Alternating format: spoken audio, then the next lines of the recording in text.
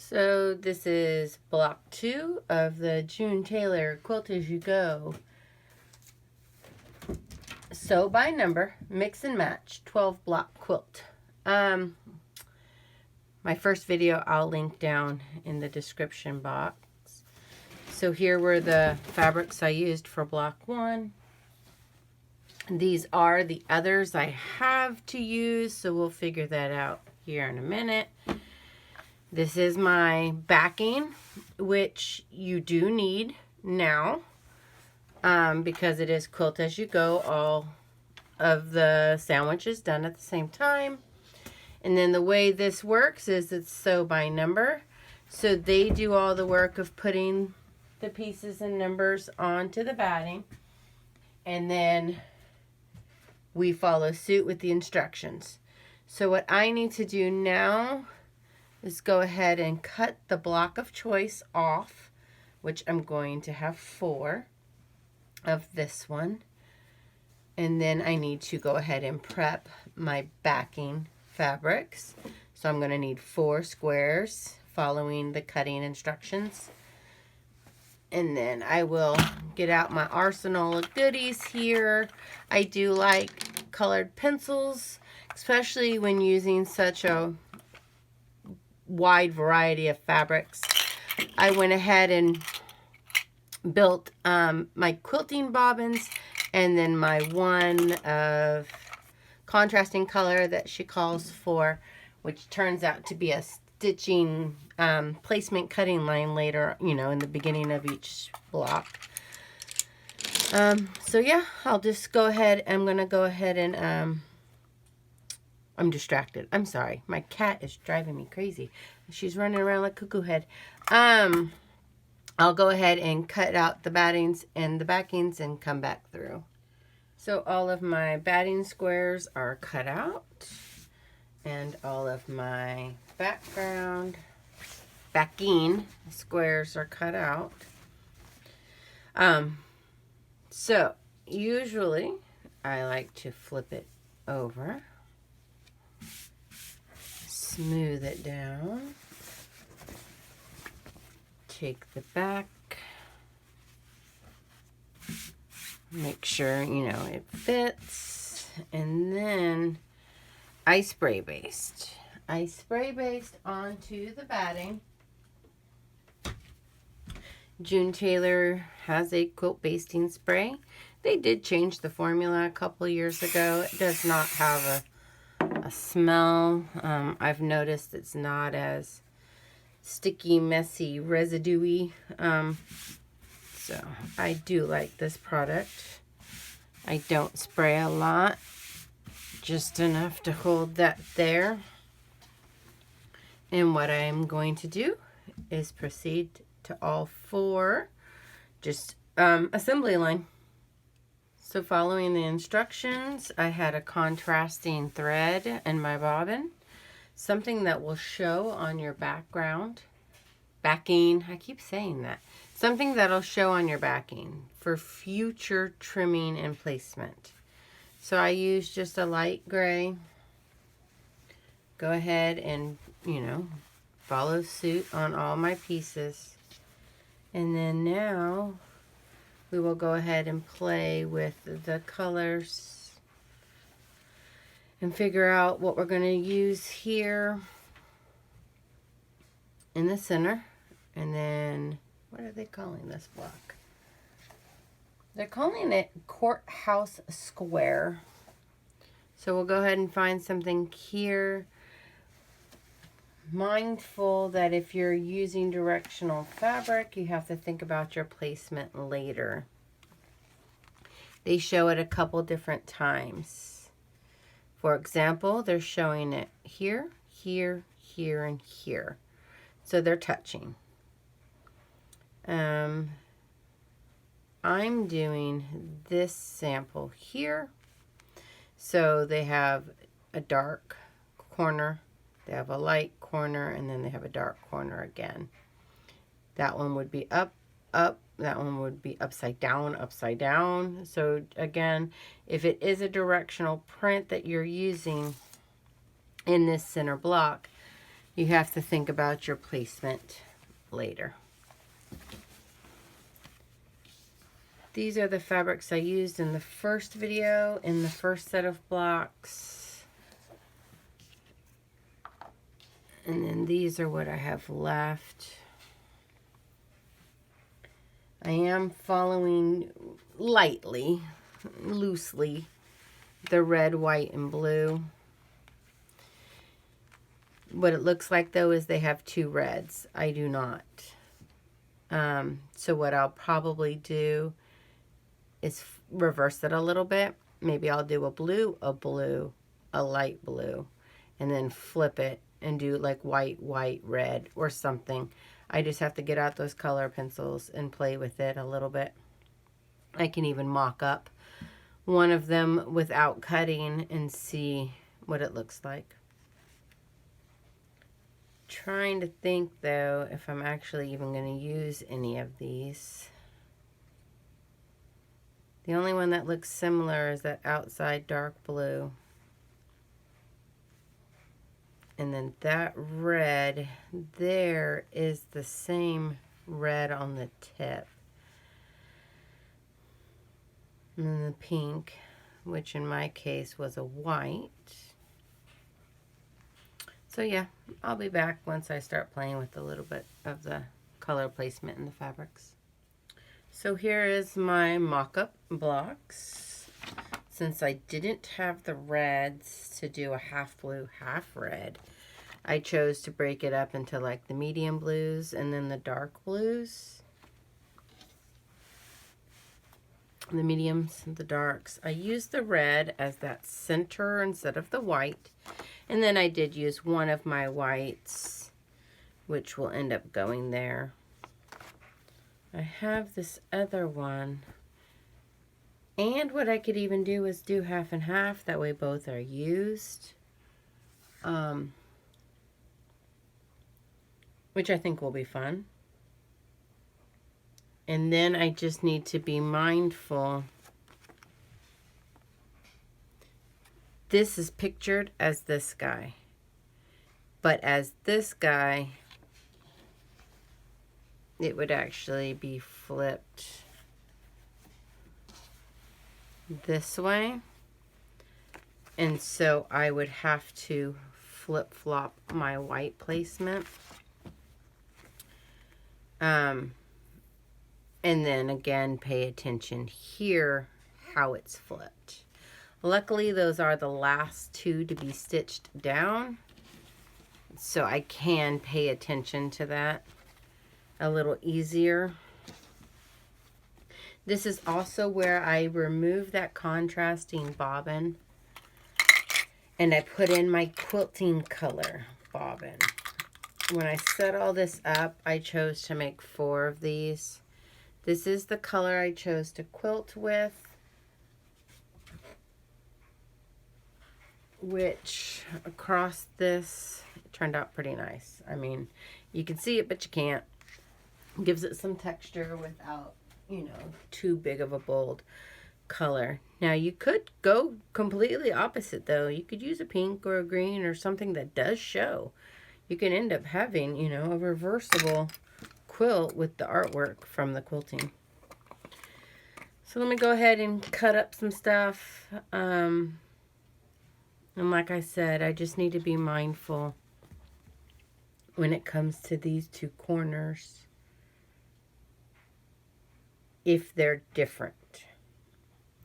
If they're the same, then I do not need to be as mindful. So I just got to think about that. But I'll just start cutting. So I went through with my marking tools of choice, which are these little paper clips or clothespins with numbers and letters on them. I color coded by my fabric, right? I did 1, 2, 3 different blues there. I'm a visual person. I did the red there. Then I followed suit with numbering them. So my red is block 1. My first round of blue is 2 and 4. This round of blue here is 3 and 5. That way when I go to cut everything, all I have to do is just look at that number and cut following suit. So here's the block batting with the numbers. And then here is my fabric cut and placed. I'm not going to worry about that one being directional in this case because, again, it's going to be rotated throughout the whole quilt 4 times. It's going to be in 4 different directions, and nothing else in the quilt is directional. So I'm going to be okay that those boats are going to look upside down today. But you'll notice the rest of these are tossed, tossed, tossed. Everything else is just fine. I don't mind that the water is not the same. Again, because the way the blocks are, they're always going to be tossed, turned, and moved. Plus, in the end, then my quilt won't be directional. You can have fun with the quilt in any way. It can, you know, I usually make square quilts, to be honest, because I don't like a top and a bottom. So, there is my placements, and I'll get to stitching. Just wanted to touch base that I find pinning to be very imperative here. The blue lines are placement lines. Your cut piece should sit right in them. The next line, or the next piece, is going to also line up. And then I do pin. So after I stitch 1 to 2, I'll come over here, place my number 3, which I can do it now because there's no overlapping.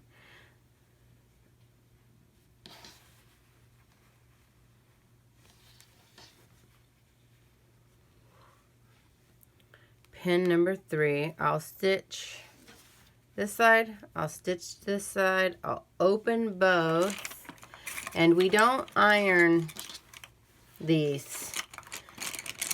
I don't know if the batting is an 80-20, to be honest. But even in the instructions, it talks about using the June Taylor wooden wand, a seam wand. I don't have one on me. What I have is a roller. So I would open, roll, roll. I would come back with number 4, place it on the line and stitch, or pin and pin and stitch. So I did 1, 2, and 3, 4, and 5. After I pressed those 2 open with the seam roller, I went ahead and pinned number 4, lined up with that placement line, pinned number 5. And the beauty of this is there's a little bit of wiggle room. So when we normally quilt, it's very precise, it's very accurate, it's very 1/4 inch is a must. On something like this, I like to teach these because it lets you learn and grow and practice without being so pristine and perfect. You're sewing by number. You're sewing with the guidelines. You're not trying to piece something and then in the end, if you're off 1/8 of an inch, then it messes up the final size. In this one, there is wiggle room. So you'll notice here on my number 5, that corner goes right into there, like it's shown. This corner is slightly off. It's okay, because number 7 will be placed on the line.